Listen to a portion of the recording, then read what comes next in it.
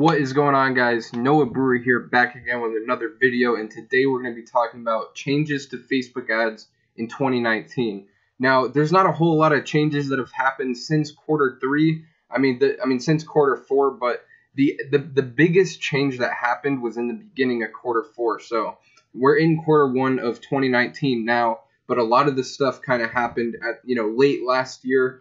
And not really much has happened in the past 30 days. It's now the 27th of January, and I'm making this video. But there are some things that are, they're worth noting, and some things that you should know if you're doing Facebook ads. The first thing I want to talk about is changes to optimization. So the first one is campaign budget optimization. Now, this was added about 2.5 months ago, but I just kind of ignored it, and it actually became kind of like a nuisance to me because Facebook would always try to force me to use it when I didn't want to. But I've actually been using it a little bit, and it's still an experiment. Like, you guys know that I don't like talking about stuff before I fully understand it and I have it work numerous times, and I have like a duplicatable system for it. So I'm still testing with it, but essentially what it does is instead of spending an equal amount on each ad set, it optimizes for the best ad set. So let's say the budget's $100 and you have 5 ad sets. It's not going to spend $20 on each ad set. It's going to spend the most money on the ad set that works the best. This has a lot of potential, but from my experiences so far, it's been kind of hit or miss. Like, when it works really, really well. And when it doesn't work, it kind of loses a lot of money. So there'll definitely be a video in the future where I talk about campaign budget optimization and what I've been doing with it. But as I said, it's still kind of in the testing phases for me. So I'm keeping a Ziploc until I have a proven system for it. But that is something new. They just added it in quarter four last year. So definitely something to note on this list. If you haven't learned about it yet, go look into it because it's really interesting. The next thing is not something that they have done yet. They've added ROAS bidding, which is basically a form of manual bidding. Allows you to optimize for the best ROAS. Not optimize for the best ROAS, but bid for the best ROAS. So instead of bidding for a cost per purchase, you're bidding for a return on your money. Now, I have not experimented with this at all, but I know that it's coming. But one thing that I do want to tell you is optimizing for the best ROAS is coming this year. I can just feel it. I know that it's coming.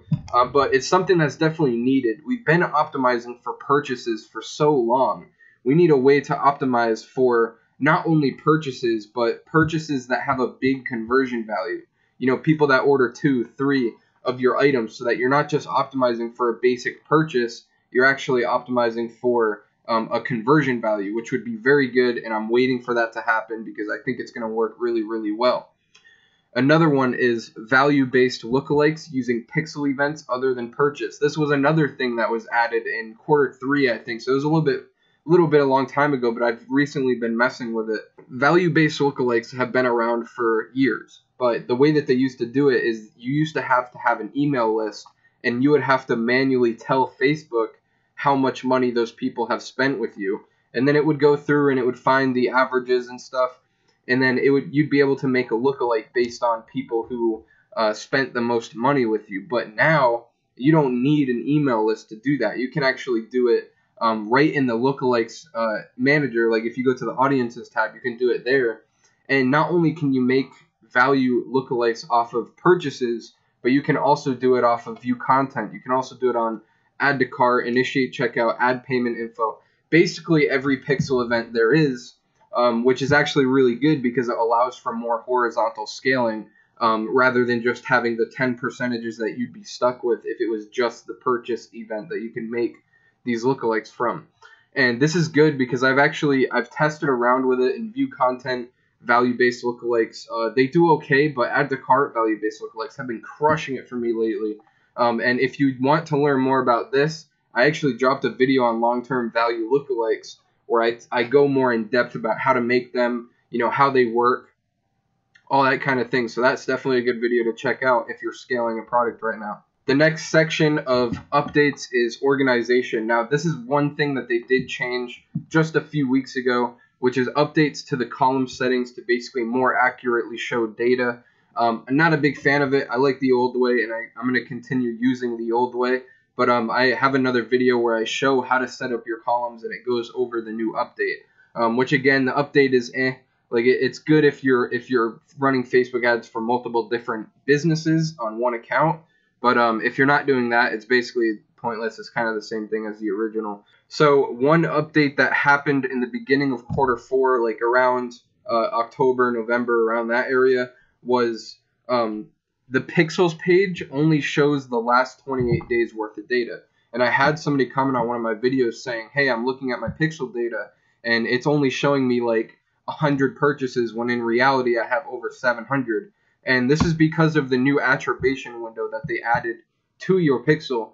So you can basically change it from a 1-day attribution to a 28-day attribution. And all an attribution is like it uses that data to help optimize for your ads to get better in the future. But all it does is when you go to your pixels page, you can only see the last 28 days worth of data. So don't freak out if you have less data than you thought. The way to see your total data, you have to actually go into the pixel settings and then go to events, and then you can select the time frame and show your real amount of data. So updates to page posts and CTA buttons, and this was long needed. The new update to the page post tab is stupid. I hate it. But it did solve a big problem, which was not being able to make a page post or make a dark post outside of an ad and put a call to action button on it. You used to not be able to do that, but they actually updated it so that you can, and now you're able to make a dark post in the page post tab and then move it over to your ads manager and add a call to action button to it. And this is very helpful because it used to be a pain in the butt. You used to not be able to do this. So that's one update that they made. So one big thing of 2018 going into 2019 that Facebook is caring about, and it does affect us advertisers, believe it or not, is their users' privacy. You know that they just went through that big, court system. You know, Zuckerberg was in the courthouse like every weekend it seemed, battling questions and answering questions to judges that don't understand how the internet works. But basically, it brought on a lot of problems and a lot of new things to Facebook that, honestly, we can adjust to. Like, they're not horrible, but they are things that you want to be aware of. And that's like your users or your customers can now delete all of their stored data from Instagram and Facebook. This basically means that let's say Facebook knows what I'm interested in. They know what websites I visited, like retargeting, right? And all that sort of thing. They know what pages I like. They know what people I'm interested in. I can actually click a button and I can actually delete that data. So what happened was there's a lot of people that got removed from audiences and on Facebook. Again, not a big deal. Like, it's not going to kill you, but it's just something to be aware of, that Facebook users have a lot more transparency with how their data is being used and what, they can just choose to be wiped off the internet like that. And it's not the biggest problem right now. Like I said, not a lot of people know about it. Not a lot of people even care about what kind of data they have on them. But it is something to take note of. One more thing is when sharing audiences or pixels, you now need to tell Facebook what your relationship is with the account that you're sharing your data with. Now, you used to be able to share custom audiences, lookalikes, pixels, and you'd have all the freedom in the world to do whatever you want. Like, you could share a custom audience to 10 different ad accounts and it would be fine. It is not like that anymore. You have to tell Facebook what's your relationship with the account that you're sharing with, how are you going to use the data, and also once you share a custom audience, the account that you shared it with is not allowed to do anything with that custom audience except for run ads to it, so they can't make lookalikes based off of it. It's really strict now, which is okay. You just adjust to it and learn from it, but essentially it's something that you should know. And, it just goes along with the whole privacy update that Facebook did in quarter 3 when they were going through that whole court process. So, new rules and no notes. So one thing that I had to learn the hard way was do not promote engagement, saying things like and comment on this post if this made you laugh, tag a friend who would love this, now gets your ads penalized. And this really sucks because I had a lot of ads that were crushing it. They were doing really, really good. And they got penalized because we were saying tag a friend, leave a like, comment, that sort of stuff. And just overnight, our cost per purchase went up by like $10. And, a store that was doing like $5K a day just went down in flames overnight. and it was really scary. But this is an update that I wish that I knew earlier than I did. But I kind of had to learn it the hard way. So make sure that you don't be stupid and say things like tag a friend. Don't promote fake engagement. Don't tell people what to do on your ad. It's just not a good thing to do. And be careful with your call to actions too. Like, don't tell people click this link, click that. You want to say get yours here, buy yours here, because they can make an update in the future that limits that. Because again, it marks your ad with something called "this ad may cause a negative experience for our users." And once you get that, it's basically RIP to your ads, RIP to your pixel. Like, everything's gonna be messed up. So make sure that you read the policy and you understand what you can and cannot do, because this was actually this was an update that they made almost a year ago. They never tried to enforce it. I never saw it being a big problem, so I did it anyways. But obviously they started enforcing it, and a few stores actually got penalized for it. So be careful with what you're doing with that. Another thing to keep in mind is your page may be unpublished at any time without warning due to policy violations or complaints from your customers. This has happened in the past 3 months more than you would believe, where your ads just stop spending, your page is inaccessible, and it took a while to figure it out, but it turns out that if you have a slight policy violation on your page, your website, I mean, you'll never know what it is. Or if you have customers complaining, leaving negative reviews, Facebook can actually go in there and unpublish your page, which essentially means that your ads turn off, like everything basically turns off. No, you can't access your page, and it's a nightmare. The only way to fix it is to go into your settings and republish your page. So this was another lesson that I learned. Hey, you just got to check your page, make sure that everything's flowing smoothly. That should be part of your daily action, is to make sure that your ads are running. If you're not checking your ads every day, you can't complain when something goes wrong, because you got to stay on top of this stuff. Another thing is text and videos now can penalize your ads just like text and images. Now, if you don't know this yet, you can't have more than 20% of your image covered in text. If you do, then your ads are going to get penalized, essentially making it impossible to be profitable.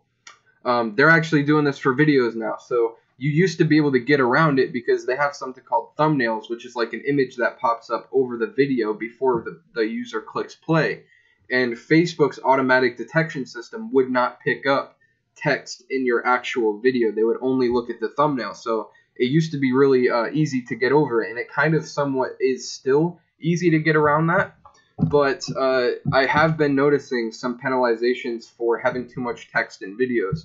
Those the BuzzFeed style videos that they have a lot of text in them, and it's just a lot of talking, and there's a big call to action at the end.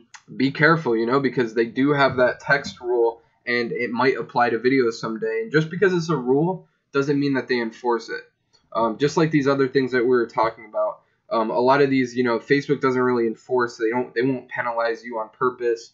Sometimes the automatic detection picks you up. But once they start enforcing it, and I can promise you that they will, then they're going to come after you. They're going to come after the people who have been doing it for a while first. And that's the reason why, you might be able to get away with it now, but in the future, they might just shut your ad off one day and you can't do anything about it. So the next and last section is content. So this is something that I've gotten a lot of questions about, and I made a few videos about this as well. But basically, Facebook was testing a lot of new ways to stop stolen content in late 2018. November, December, those months were pretty rough for people testing products, and it actually kind of put me into my place, because if you don't know, that kind of part of my strategy was stealing videos and stealing basically all the content so that you can just test as many products as quick as possible. And I can admit that I knew that I knew that you weren't going to be able to do that one day, and the day has finally come. I started making all my own videos. I got a video editor on board, all that sort of thing, because they are really trying to stop stolen content. And a lot of people, it's really controversial, but it doesn't really matter. It's wrong to steal content at the end of the day, because somebody paid for it. They spent their time to make the content. But basically, all they were doing was threatening lawsuits and notifying the originator of the video, basically saying, hey, this person stole your video. Do you want us to allow them to keep running it, or do you want us to send them a cease and desist, and they would actually be able to choose. And once I saw that, that was the turning point for me. I was like, screw that. I'm not messing with that. I am just going to start creating my own videos and images and all that, because it's just not worth the risk. You know, somebody can come through and get really pissed off that you stole their content, and then you're screwed. And it's not really the best situation to be in. Another thing is having stolen content can flag your ad, saying different things like suspicious of having stolen content, or this ad may cause a negative experience to its users. And the way that you tell is it's like a little bar that pops up over your ad when you go into your ad settings. And it limits the amount of people that see your ad, and it really makes it really difficult to be profitable when you have that penalty on. So yeah, that was the changes to Facebook ads in late 2018 and 2019. And if you don't know this stuff, you got to start watching. You got to start taking notes on this video, because this stuff kind of changes month by month. It doesn't really change as quickly as other gurus make it out to change, but it does change, and all these things are new, and you can see there's a lot to keep up with. But at the same time, I always update you guys, and I try to. So make sure that you subscribe, leave a like, drop a comment if you got good value out of this video. Really helps my channel, and I appreciate every single one of you who do. But as for this video, this is Noah Brewer, and I'm out. Peace.